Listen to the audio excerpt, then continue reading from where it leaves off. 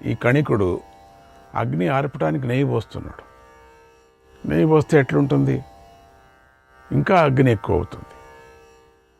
ఇబ్బందుల్లో పడినప్పుడు శత్రువు గొప్ప యోధుడినైనా సులభంగా మట్టి పెట్టవచ్చు. మొత్తానికి ఆపదలు సంభవించిన సమయంలో శత్రువులపై తప్పకుండా దాడి చేయాలి. ఎప్పుడు ఆపదలు శత్రువు మీద సంభవిస్తుందో ఆ సమయంలో మనం దాడి చేయాలి. ఆ సమయంలో వారి పట్ల దయ కలిగి ఉండరాదు. శత్రువు దుర్బలుడైనా సరే ఏ విధంగా అయినా ఉపేక్ష చేయకూడదు.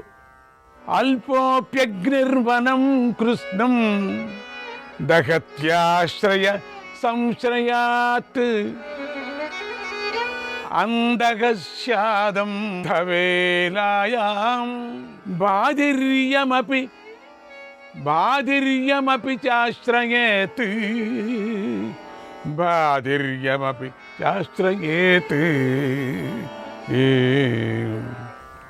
చిన్న నిప్పు రవ్వ అయినా చిన్న నిప్పు రవ్వ ఉంటుంది. ఇంత అయినప్పటికీ కూడా ఆశ్రయం దొరికితే అడవి మొత్తాన్నే తగులుపెట్టేస్తుంది. అలాగే శత్రువు సామాన్యుడైనా కూడా మహావీరులతో కలిస్తే అతి పెద్ద వినాశాన్ని కూడా కలిగిస్తాడు. అందుచేత అనుకూలంగా లేనప్పుడు శత్రువుల దోషాలను చూడకుండా పట్టించుకోకుండా గుడ్డివాడిగానే ఉండాలి. ఎట్లా నువ్వు గుడ్డోడు కదా, గుడ్డోడుగానే ఉండు, నీకు తెలియనట్టుగానే ఉండు. తాను శక్తిహీనుడిగా ఉన్న సమయంలో నిందావచనాలను విని కూడా విననట్లే ఉండాలి. కొంచెం చెవుడుకు తెచ్చుకోను జాగ్రత్తగా. ఆ సమయంలో తన ధనస్సును గడ్డిపోచతో సమానంగా భావించాలి. ఆ సమయంలో అంటే ఏం చేయదు అని అల్ప జంతువులకు నమ్మకం కలిగేదాకా నిద్ర నటిస్తున్నటువంటి మృగంలాగానే అసమర్థుడిగా శత్రువు కనిపించాలి. ఎంత నీతి బోధిస్తున్నాడు! అనేక ప్రకారాలుగా నీవు గెలిచేది ఎట్లా అని బోధిస్తున్నాడు. చిత్రమైనటువంటి ఉపాయాలు చెప్తున్నాడు. శత్రువు తనను సమీపించిన తర్వాత శత్రువు దగ్గరికి వస్తూనే సామాధి ఉపాయాలతో, అంటే ఇప్పుడు ఏదైనా ఒక ఎలుగుబంటకి చచ్చిపోయిన వాళ్ళని చూస్తే ముట్టదు. అది ఎలుగుబంటకు నమ్మించాల. ఎలుగుబంట వస్తుందంటే మనం ఎప్పుడు యుద్ధం చేయటానికి మనకు శక్తి లేదో అప్పుడు చచ్చిపోయినట్టు పడుకోవాలి.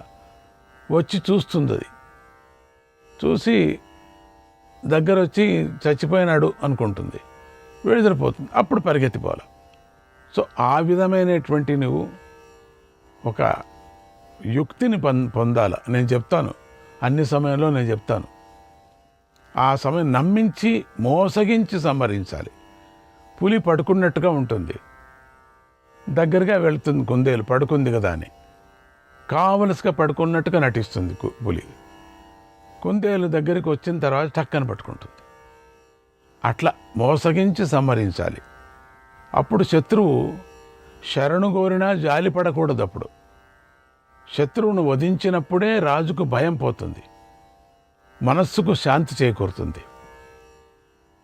వధించకపోతే రాజుకు నిత్యము భయంగానే ఉంటుంది. దానంతో అయినా శత్రువును వశం చేసుకొని వధించాలి. పూర్వం ఒకనాడు కీడు చేసి తర్వాత సేవకుడే ఆశ్రయించి ఉన్నవాడిని కూడా వధించాలి. జాగ్రత్తగా శత్రుపక్షం యొక్క పురుషార్థ రూపమైనటువంటి మైత్రి వర్గాన్ని, అంటే ఐశ్వర్యశక్తి, ఉత్సాహశక్తి, మంత్రశక్తి అనే 3 శక్తులను నాశనం చేయాలి. కోటను ఆక్రమించి శత్రువు యొక్క ఐశ్వర్య శక్తిని నాశనం చేయాలి. నమ్మకం గల వ్యక్తులతో శత్రువుల ఉత్సాహాన్ని తగ్గించాలి. గూఢచారుల ద్వారా శత్రువుల మంత్రాలోచనను బహిరంగంగా ప్రకటించాలి. దానితో మంత్రశక్తి నాశనం అవుతుంది. తర్వాత ప్రకృతి రూపమైనటువంటి పంచవర్గాన్ని, అంటే అమాత్యులు, రాష్ట్రము, దుర్గము, కోశము, సైన్యము, ఈ పంచవర్గాన్ని నాశనం చేయాలి. తర్వాత సాధనారూప సప్తవర్గాన్ని నాశనం చేయాలి. అంటే సామ, దాన, భేద, దండన, ఉద్బంధన, ఉరి తీయటానికి, బంధించి ఉంచటము, విషప్రయోగం, అగ్నిదాహములు అనేటువంటి దహములు అనేటువంటి 7 శత్రువును వశం చేసుకోవటానికి కానీ అణచివేయటానికి కానీ సాధనాలు అవుతాయి. వీటిని ఉపయోగించుకొని శత్రువును నాశనం చేయాలి. ఇంతవరకు చెప్పుకొచ్చాడు. ఇంకా చెప్తున్నాడు, ఎప్పుడు కూడా అన్నిటికంటే ముందు శత్రుపక్ష మూలాన్నే నాశనం చేయాలి. మూలం నాశనం చేయాలి, పైన తరుక్కొని రాకూడదు. ఏదైనా ఒకటి ముళ్ళ చెట్టును తీయాలంటే పైన మాత్రం కత్తిరించి వదిలేస్తారు చాలామంది, అంతటితో పోయిందని. మళ్ళీ ఏదైనా పంట వేసినప్పుడు లోపల వేరు ఉంటుంది, మళ్ళీ పుట్టుకుంటుంది. సో మంచితనాన్ని నాశనం చేస్తుంది ఆ ముళ్ళ చెట్ట. ముళ్ళు చెట్టు అని భావించిన తర్వాత ఇక దాన్ని వేరు సమేతంగా తీసిపారేయాలి, మూలానికి దెబ్బతీయాలి. ఆ తర్వాత శత్రువులకు సహాయం చేసేవారిని వధించాలి, చుట్టూ ఉండేవాళ్ళను వధించాలి. ఆ తర్వాత ఆ పక్షానికి చెందిన వారిని అందరినీ వధించాలి. మూలం నశిస్తే దానిని ఆశ్రయించి ఉన్న వారంతా నశిస్తారు. ఎందుకంటే చెట్టు మొదలు నరికినటువంటి తర్వాత కొమ్మలు నిలిచి ఉండవు కదా. అందుచేత ఓ రాజా, ఎల్లప్పుడూ శత్రువు యొక్క గమనాన్ని తెలుసుకోవటంలో ఏకాగ్రత వహించి ఉండాలి.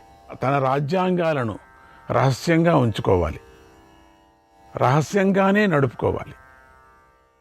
ఎల్లప్పుడూ శత్రువుల లోపాలనే గమనిస్తూ ఉండాలి. వారి విషయంలో నిత్యము జాగరూకతతో ఉండాలి.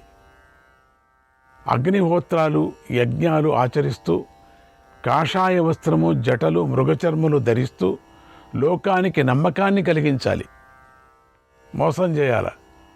తర్వాత సమయం కనిపెట్టి సందు చూసుకొని తోడేలులాగా శత్రువుల మీద పడి నాశనం చేయాలి.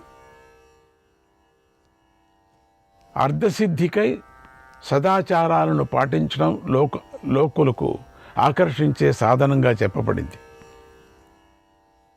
పండ్లు నిండిన చెట్టు కొమ్మను మనిషి తన వైపుకు వంచుకొని పండిన పండును మాత్రమే ఒక్కొక్కటి త్రెంపి తీసుకుంటాడు కదా. అలాగే మనం కూడా మోసగించాలి. లోకంలో పండితులు చేసేటువంటి ప్రయత్నాలన్నీ ఫలాన్ని పొందటం కోసమే అవి ఉన్నాయి. అందుచేత కాలము తనకు అనుకూలంగా మారేంత వరకు కూడా అవసరమైతే శత్రువును తన భుజాలపై కూడా మోయాలి. తర్వాత కాలం అనుకూలించగానే రాతిపై కుండను బద్దలు కొట్టినట్లుగా శత్రువును నాశనం చేయాలి. అప్పుడు శత్రువు ఎంత దీనంగా వేడుకొన్నా, ప్రాధేయపడినా అతన్ని విడిచిపెట్టకూడదు, ప్రాణాలతో వదిలిపెట్టకూడదు. ఎట్టి పరిస్థితుల్లో కూడా అతడిపై జాలి చూపకూడదు.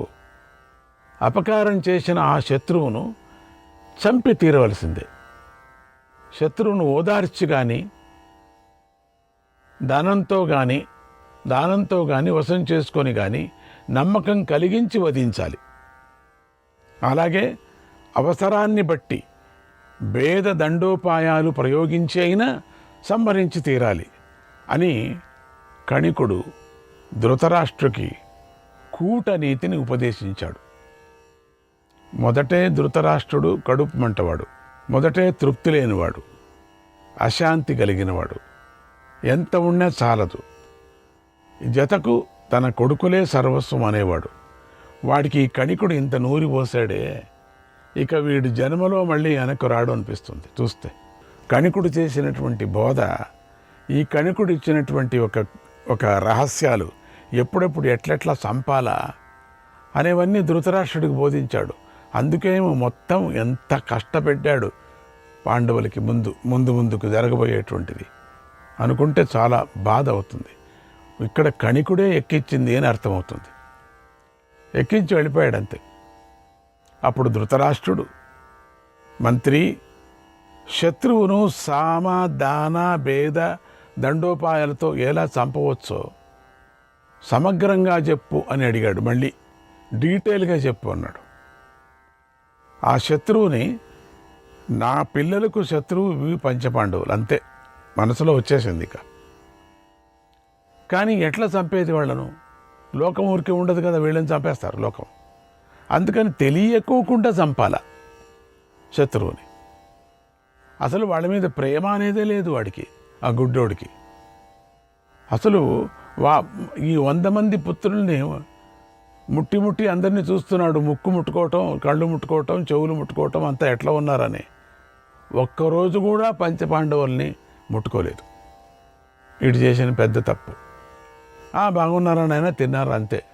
ఆ ప్రేమ, వల్లబోయిన ప్రేమ ఒలికించాడు వాళ్ళ మీద. వీళ్ళనేది కాదు. ఎందుకో శత్రుత్వం వీళ్ళెందుకు ఉండాలా అనేటువంటి మనసులో వచ్చేసింది. దీన్ని సరిగా వీడొక పోసేశాడు బాగా కణికుడు. ఇంకా డీటెయిల్గా అడుగుతున్నాడు. తృప్తి కాలేదు ధృతరాష్ట్రుడికి. అసలు శత్రువును సంహరించబోతున్నాను, సంహారం కాకముందే సంహరించబోతున్నాను ప్లాను వినే సంతోషపడేవాడు వీడు మూర్ఖుడు. ఎటువంటి వాడు? ఇంకా వాళ్ళు చావటానికి సిద్ధమవుతున్నామని ఎవరని చెప్పినా కూడా, వాళ్ళని చంపటానికి సిద్ధం చేసుకుంటున్నామని చెప్పినా సంతోషపడేవాడు. ఏం చేసేది వీడికి? అంత ఆనందం. వాళ్ళకి ఏదన్నా చెడ్డదైతే చాలు వింటూ ఆనందపడేవాడు. అది 1000 కళ్ళతో చూసేవాడు, లోపల 1000 చెవులతో వినేవాడు. కళ్ళుంటే ఇంకేం చేసేవాడు చెప్పుడు. అప్పుడు కణికుడు, మహారాజా, ఈ నీతి శాస్త్ర విషయం నీకు బాగా అర్థం కావటం కోసం అడవిలో నివసిస్తున్న ఒక నక్క కథను చెప్తాను విను. ఒక అడవిలో ఒక నక్క నివసిస్తూ ఉండేది. అది అందుకని ఇక్కడ నక్క అంటే నక్క బుద్ధి అంటాము. దానికి సాత్విక బుద్ధి ఉండదు కదా నక్కకు. అదే జింక అని తీసుకొని ఉంటే బాగుండేమో కథ. నక్క అని తీసుకున్నాడు, దీంట్లోనే మనకు అర్థమవుతుంది. నక్కకు కకృతి బుద్ధి కదా. అది తన స్వార్థాన్ని తాను చూసుకోవటంలో చాలా తెలివితేటలు గలది. తన వ్యవహారము, తన పిల్లలు, తన శరీరము, తనకు కావలసిన ఆహారము నక్కబుద్ధి అంటారే. ఎంత కావాలో అంత తీసుకొని ఎంత రక్షణ చేసుకునేది. ఎంతో నేర్పుగా తన పనిని తాను సాధించుకుంటూ ఉండేది నక్క. తన ప్రయోజనాన్ని తాను పొందుతూ ఉండేది. అటువంటి ఆ నక్కకు ఆ అడవిలో 4 స్నేహితులు ఉండేవారు. ఆ నక్కకు వారే పులి, ఎలుక, తోడేలు, నెమలి. వాటితో కలిసి నక్క నివసిస్తూ ఉండేది. ఒకనాడు అవన్నీ ఆ అడవిలో ఒక జింకల నాయకుడిని చూశాయి. ఆ జింక బలిష్టంగా ఉంది. దాన్ని ఎలాగైనా సరే పొంది తినాలని వాటికి నోరూరిపోయింది అంత. ఎట్లానా కానీ తినాలి దీన్ని. ఆ జింకను పట్టుకోవటం కోసం అవన్నీ కూడా ప్రయత్నాలు ప్రారంభించాయి. కానీ అవేవీ ఫలించలేదు. బలిష్టమైనటువంటి జింక తప్పుకుంది. దాంతో అవి నిరాశ చెందాయి, ఈ స్నేహితులు, ఈ నక్క. అది కళ్ళ ముందే తిరుగుతూ ఉండేసరికి అవి తమ ఆశను తీర్చుకోవాలనుకున్నాయి. అక్కడక్కడ తిరుగుతున్నది, ఎక్కడా వెళ్ళలేదు. వాటిలో బాగా పట్టుదల పెరిగింది వాటికందరికీ. ఎలాగైనా సరే మనము జింకను పట్టుకొనే తీరాలి, దాన్ని మనం తిని మన కోరిక తీర్చుకోవాలి, తినాలి మనం అని అవన్నీ కలిసి ఆలోచించాయి. మొదటిగా నక్క ఇలా అంది, ఓ పులిభావా, దాన్ని చంపటానికి ఎన్నోసార్లు కాపు కాసాయి, కాచుకున్నాయి. కానీ అది దొరికినట్టే ఉంటుంది, కానీ దొరకటం లేదు. దానిని పొందే విషయంలో నేను చేసిన ప్రయత్నాలన్నీ ప్రయోజనం లేకుండా పోయాయి. అది చాలా తెలివైనది, మంచి వయస్సులో ఉంది, యవ్వనంలో ఉంది, కానీ పిటపిటలాడుతుంది, వేగంగా పరిగెత్తుతుంది. వాళ్ళంతా మాట్లాడుకుంటున్నారు, నక్క, పులి అందరూ కూడా. కనుక దాన్ని పట్టుకోవటం సాధ్యం కాదు కదా, ఏం చేసేది? అందుచేత దాన్ని పట్టుకోవాలంటే ఒకే ఒక్క ఉపాయం ఉంది. అదేమిటంటే అది పడుకోనేటప్పుడు మాత్రమే దాన్ని మనం పట్టుకోగలం. దీనికి మించి మరో ఉపాయమే లేదు. మొదటిగా ఆ ఎలుక మిత్రుడు వెళ్ళి దాని పాదాలను కొరికేయాలి. అందువల్ల అది వేగంగా పరిగెత్తలేదు, అంటే ప్లాన్లు వేసుకుంటున్నారు. తర్వాత పులిబావ గారు వెళ్ళి దాన్ని పట్టుకోవాలి. అప్పుడు మన పని అయిపోతుంది. పులిబావ పట్టుకుంటే ఇంకేమి, పులిబావ చంపితే వీళ్ళు హాయిగా నంచుకొని తినచ్చు. అందరం కూర్చొని దాన్ని హాయిగా తినచ్చు. కష్టపడేది పులి. అప్పుడు మన కోరిక తీరిపోతుంది అంది. ఆ మాటలు మిత్రులకి అందరికీ నచ్చాయి. వీళ్ళు అందరికీ తెలుసు బాగా, ఆ బలిసినటువంటి పెద్ద జింకను చంపగలిగే శక్తి ఎలకకుందే, నక్కకుందే, లేదు కదా, నెమలికుందే, లేదు కదా. అందుకని చంపేటువంటి శక్తి పులికే కదా ఉండేది. నక్క ప్లాన్ అది. పట్టుకొని పులి చంపితే తాను తినచ్చు. ఆ మాటలంతా మిత్రులకు బాగా నచ్చాయి. ఎలక వెళ్ళి కాలును కరిచేదట, అప్పుడు అది పరిగెత్తలేదట. తక్షణం వెళ్ళి పులి పట్టుకోవటమట. ఆ ఉపాయం పాటించాయి. మెల్లగా వెళుక వెళ్ళి జింక కాళ్ళను కొరికేసింది. అప్పుడు జింక పరిగెత్తలేకపోయింది, నిజంగా కొరికింది వెళ్ళి. వెంటనే పులి దూకి జింకను చంపేసింది. రాజుగారు, బాగుందే రాజుగారు అంటుంది. చాలా బాగుంది ఇది. అది చూసి నక్క రంగంలోకి దిగి, మిత్రులారా, మన ఉపాయాన్ని చక్కగా అమలు చేశారు, మీకందరికీ అభినందనలు, కృతజ్ఞతలు. దీనిని పొందటానికి మీ శక్తినంతా ఉపయోగించారు, బాగా శ్రమించారు కనుక మీరు బాగా అలసిపోయారు. మీ శరీరం అంతా దుమ్ము కొట్టుకొని పోయింది. అందుచేత చక్కగా స్నానం చేసి రండి. అప్పటిదాకా దీన్ని నేను చూసుకుంటాను, త్వరగా వచ్చేయండి అంది నక్క. బాగా అలసిపోయారు మీరు. పులిబావా, ఎంత కష్టపడ్డావు, అది ఎంత కొట్టుకుంది, దాన్ని ఎంతగా కష్టపడి నువ్వు చంపావు. బాబా, నువ్వే రాజా అంటే నువ్వే. అందుకని శుభ్రంగా మీరు స్నానం చేసుకొని ఆ నదిలో ఒక పారి అందరూ ఒక ములక వేసి అందరూ రండి, అంతవరకు నేను చూసుకుంటాను కదా. ఎక్కడ పోతుంది ఇది? ఆ నక్క మాటలను మిగతా జంతువులంతా నమ్మి అందరూ నది వద్దకు వెళ్ళే స్నానం చేయటానికి. ఈ లోపల నక్క తన బుర్రలో ఈ జింకనేలా సొంతం చేసుకోవాలా అని చకచకా వేగంగా ఆలోచించింది. ఏదో కాస్త తినేసి ఉంటే బాగుంటుంది, సొంతం చేసుకోవాలా, ఒకే రోజు తినలేదు కదా. ఇంతలో పులి చక్కగా స్నానం చేసి అందంగా తయారై అక్కడికి వచ్చింది. మనస్సులో కలత పడుతున్నటువంటి నక్కను చూసి, దాని ప్రవర్తన చూసి ఇలా అంది, మిత్రమా నక్కబావా, నువ్వు మా అందరికెల్లా బుద్ధివంతుడివి కదా, తెలివి గలవాడివి కదా. అలాంటి నువ్వే బాగా ఆలోచిస్తూ సతమతమైపోతున్నట్లుగా అనిపిస్తున్నావు. అసలు ఏం ఆలోచిస్తున్నావు? ఈరోజు దీన్ని మనం తిందాం, అందరూ కలిసి హాయిగా తిరుగుదాం, సంతోషంగా ఉందాం, ఇక దేని గురించి ఆలోచించకు అంది. అంతే కదా, తినేసుకుందాం. అప్పుడు నక్క అంటుంది, విచారంగా ముఖం పెట్టిందట, ఓ పులిబావా, ఆ ఎలుక నీ గురించి ఒక మాట చెప్పింది. ఆ మాటను చెప్పకూడదు అనుకున్నాను, పెట్టాడు. చెప్పకూడదు అనుకున్నాను, అయినా చెప్పక తప్పటం లేదు. శ్రీకృష్ణాయ పరమాత్మనే నమః.